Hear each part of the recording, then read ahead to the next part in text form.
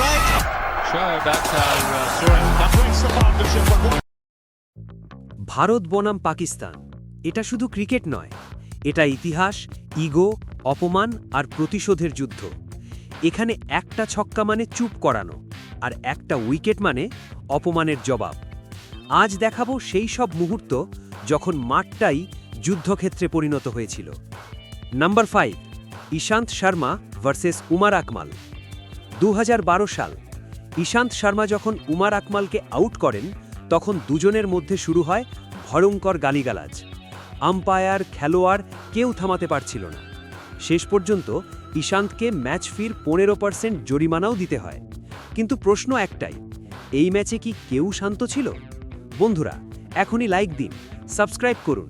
Number 4, Shoaib Akhtar versus Mohammad Kaif. Mohammad Kaif বারবার crease ছেড়ে এগিয়ে আসছিলেন। শোয়েব আখতারের কাছে এটা ছিল অসম্মান। রাগে ফেটে পড়ে শোয়েব গালিগালাজ শুরু করেন। এটা ছিল স্পিড বনাম সাহসের লড়াই। নাম্বার 3, অভিষেক শর্মা ভার্সেস শাহিন এবং হারিস। এশিয়া কাপ, অভিষেক শর্মার ছক্কার পর শাহিন আফ্রিদি গালিগালাজ শুরু করেন, কিন্তু অভিষেক আর শুভমান গিল কথায় না, ব্যাট দিয়েই জবাব দেন। Number 2, Dhoni versus Danish Kaneria. নবাগত MS ধোনি।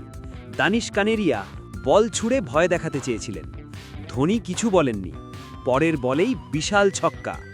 এই দিনই জন্ম নেয় ক্যাপ্টেন কুল। নাম্বার 1, গম্ভীর ভার্সেস কামরান আকমাল। অহেতুক আপিল, গৌতম গম্ভীরের মাথা গরম। কামরান আকমালের সাথে শুরু হয় তর্ক। শেষ পর্যন্ত ধোনি এসে পরিস্থিতি শান্ত করেন, না হলে এই ম্যাচ অন্যদিকে চলে যেত। এই ম্যাচগুলো প্রমাণ করে ভারত পাকিস্তান শুধু ক্রিকেট না, এটা আবেগ, লড়াই আর সম্মানের গল্প। আপনার মতে সবচেয়ে আগুন মুহূর্ত কোনটা? কমেন্ট করুন, লাইক দিন আর সাবস্ক্রাইব করুন এমন আরও যুদ্ধের গল্পের জন্য।